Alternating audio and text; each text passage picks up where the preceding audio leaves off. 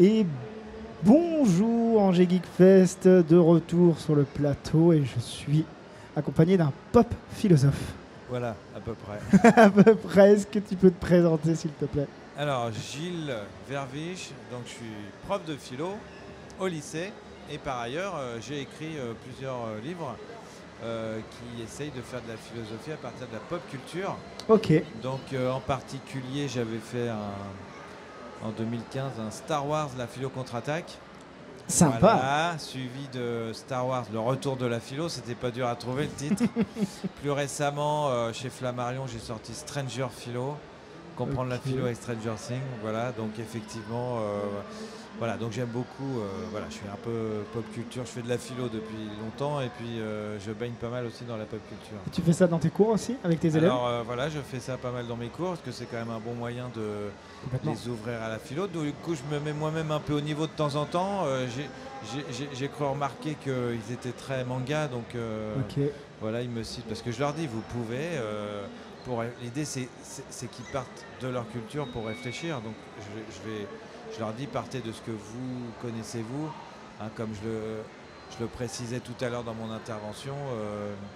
J'avais donné au début de l'année un sujet, plutôt que de donner une disserte un peu bateau, quoi. Je leur ai dit, vous partez d'une œuvre de fiction de votre choix, donc n'importe laquelle, hein, manga, série, télé, film, pour traiter le sujet, peut-on être méchant et heureux? Ok. Voilà, c'est tout. Et la réponse généralement, oui. Alors il disait plutôt non, hein, plutôt non, c'est marrant, hein, parce que justement là où le thème c'est les super vilains, voilà, c'est vrai qu'on pourrait se poser la question de savoir, c'est la question que je posais moi dans l'article que j'avais écrit pour la revue, pourquoi on est aussi fasciné par les méchants en général, les super vilains, c'est quasiment ceux qu'on préfère. Il y avait Alfred Hitchcock qui avait dit ça fait philo hein, tout de suite de citer un peu, mais voilà. Il avait dit plus le méchant est réussi, plus le film sera réussi. C'est vrai. Et c'est vrai que c'est ce qu'on préfère. Enfin voilà, typiquement si on pense à Batman, The Dark Knight, le Joker, voilà. Et donc à tel point j'ai l'impression qu'aujourd'hui on préfère tellement les méchants qu'on se débarrasse des gentils. Voilà. C'est vrai. Donc, tous les méchants ont leur film, série dédiée. Hein, oui, par exemple, moi j'ai beaucoup aimé The Pingouin. Hein, c'est vrai. Je l'ai pas vu celui-là. Eh ben, il est très très bien, très bien. Okay. Il y en a qui l'ont un peu critiqué, moi j'aime beaucoup. Et on fait des choses pas mal en fait à partir de personnages méchants. Alors on pourrait se demander d'où vient notre fascination, etc. En tout cas, c'est sûr que ça nous attire. Alors après, peut-on être méchant heureux? On pourrait penser que non, parce que les méchants sont souvent, on explique souvent qu'ils ont une enfance malheureuse. Hein, voilà, regarde le Joker. Bon, après c'est un peu facile. Hein, si tous ceux qui avaient une enfance malheureuse étaient méchants. Ouais, on aurait beaucoup de méchants. Voilà. Et puis peut-on être méchant et heureux? Non. Alors les élèves ou les gens ont tendance à penser, bah non, parce qu'on culpabilise. Alors je dis, si on est vraiment méchant, on culpabilise pas. Hein. Si tu culpabilises du mal que tu fais, c'est que tu es déjà plus très méchant. C'est ça, exactement. Ça va mieux. Hein. Ouais, c'est ça, il y a un côté un petit peu plus, on va dire, émotionnel qui rentre dans le jeu et compassion. Et du coup, c'est quoi l'œuvre qui t'a fait toi basculer en fait dans la pop culture? Ouais, on va voir ça. Moi j'emploie les mots direct comme ça. Bah écoute, Star Wars, hein, faut être clair. Hein, j'avais 10 ans. En plus, je suis d'une époque, tu sais, je suis de l'époque de Stranger Things, c'est-à-dire, moi je suis né en 74, donc je suis de l'époque où Star Wars, tu pouvais le voir que quand c'était diffusé à la télé, ou alors au mieux, tu pouvais louer la cassette pendant le week-end. Donc c'était la rareté. C'est ce qu'avait dit Rian Johnson, d'ailleurs, le réalisateur du deuxième épisode de la postlogie là, qui est pas très réussi, mais je sais même plus comment il s'appelle, tu vois. Le premier c'est le réveil de la force, le deuxième je sais plus, le dernier Jedi, oui je crois que c'est ça. Les derniers Jedi je crois. Oui, c'est ça. Et il avait dit que voilà, à son époque c'était la rareté qui faisait l'intérêt, alors qu'aujourd'hui il y a une débauche effectivement avec Disney, machin, ils font une série toutes les semaines, on n'arrive plus à suivre. Et c'est vrai que voilà, moi je me souviens, enfin voilà, je suis tombé dedans effectivement. Et en fait parallèlement, j'ai jamais décroché, si tu veux, de la pop culture, parce que la pop culture, enfin de mon point de vue, hein, ça me paraît être justement Star Wars qui a quasiment inventé la pop culture. Parce que avant c'était quoi? Tu avais la culture et la sous-culture. Tu vois, soit tu lisais Dostoïevski, etc. Soit tu regardais des séries à la télé. Voilà. Et la pop culture, c'est le pari qu'en fait on peut lier les deux, quoi. Que dans le populaire, il y a aussi de la culture. Voilà. Il me semble que c'est Lucas Spielberg quand même qui ont pas mal, tu vois, Indiana Jones, moi j'ai grandi avec tout ça, quoi, Indiana Jones, E.T., voilà, et donc tout ça c'est un peu développé. C'est vrai, hein, on pourrait essayer de faire une histoire d'eux, voilà, mais j'avais lu un bouquin qui est vraiment pas mal que je vous conseille, Pop Culture de Richard Memto, où il essaye d'étudier un peu le truc, en le rattachant notamment à Joseph Campbell. Alors je sais pas si vous connaissez, Joseph Campbell c'est un prof de mythologie, c'est lui qui a inspiré Lucas pour le scénario de Star Wars, voilà, qui raconte l'aventure du héros. Et il a cru découvrir que toutes les mythologies, tous les mythes de toutes les cultures du monde racontent toujours la même histoire.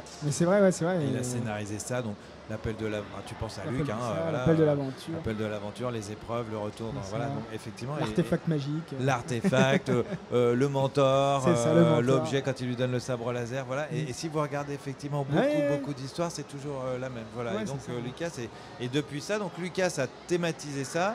Et depuis, les scénaristes américains font souvent voilà, je suis sûr que tu regardes n'importe quel film, tu verras à peu près que c'est la même chose. Donc voilà, ouais, ça fait longtemps. Comme on dit, je suis tombé dedans quand j'étais petit. Ouais, en c'est fait, ça. Voilà, j'ai jamais eu, si tu veux. Voilà. Moi, disons que quand j'ai fait mes études de philosophie, j'ai beaucoup lu de la philosophie pure et dure. Mais parallèlement, en fait, j'ai toujours un peu entretenu.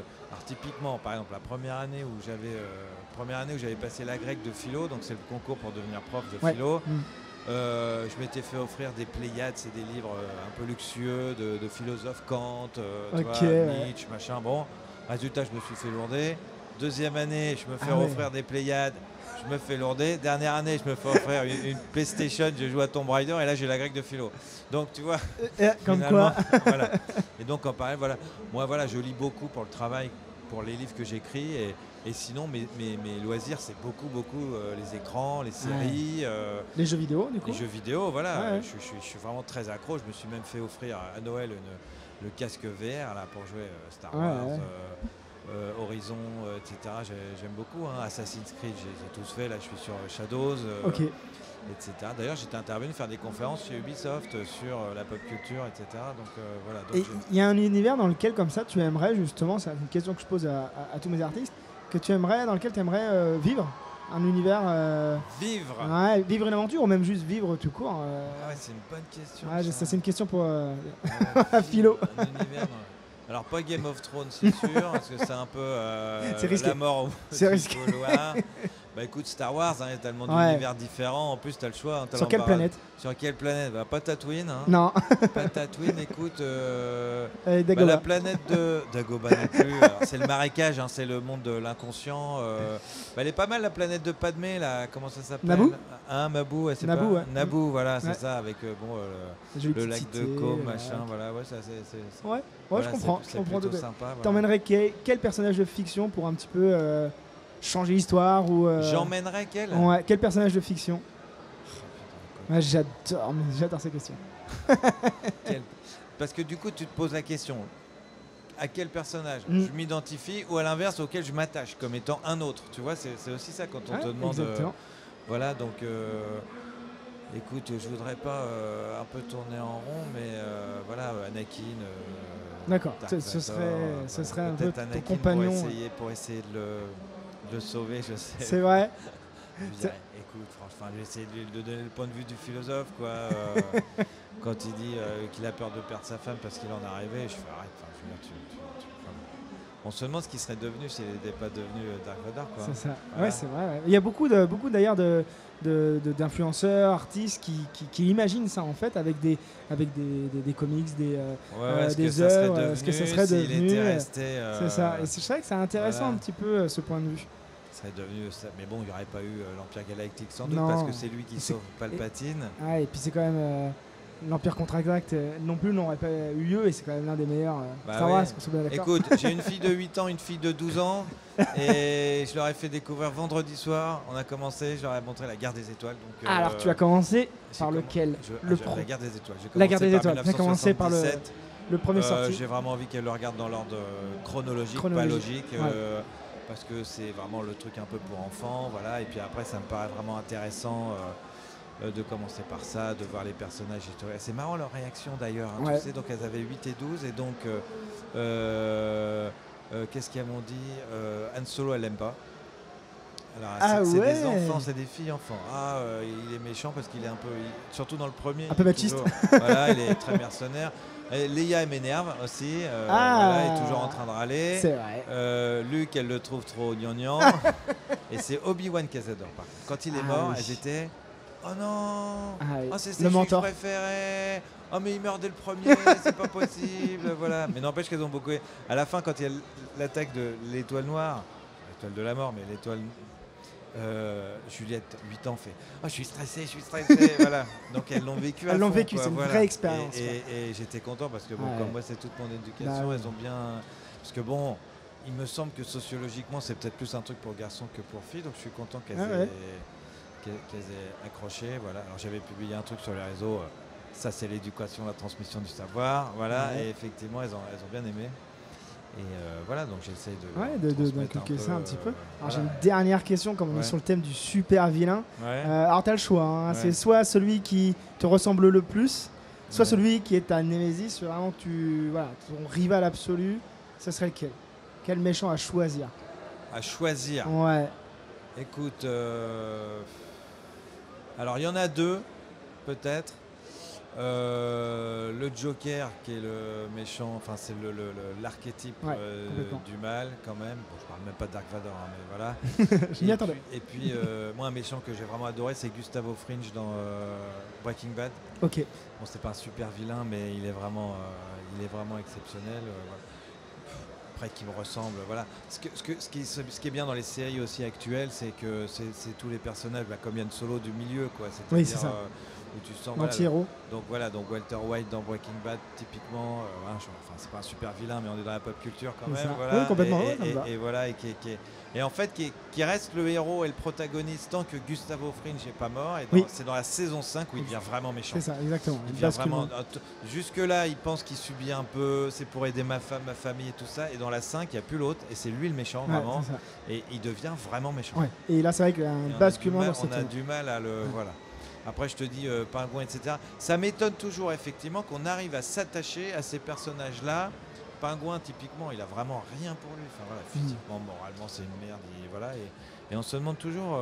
c'est-à-dire, c'est l'art de découvrir un peu de lumière dans des personnages mauvais. Et on aime bien tout ça, découvrir un peu de sombre, d'ombre dans les personnages bons. C'est pas mal, l'époque est un peu au personnage ambigu. C'est ça, complètement. On est plus sur du gentil, méchant, un peu comme le Seigneur des Anneaux au final, où alors les seuls qui basculent un petit peu, finalement disparaissent, quoi. Donc c'est vrai que là on a une nuance un petit peu plus d'ailleurs c'est la mode où je parlais de la mode de faire des films que sur les méchants, c'est aussi finalement pour relativiser un peu leur méchanceté, hein. On essaie de montrer, j'ai emmené mes fameuses gamines, je les ai emmenées voir Wicked, donc La sorcière de l'Ouest. Voilà, tous ces préquels, origine des méchants, ça nous montre finalement que on a tous aussi cette part de là en nous et qu'il n'y a pas les méchants et les gentils dans la vie. Exactement. Merci Gilles pour cette interview. Merci d'avoir répondu à mes questions. Bon week-end.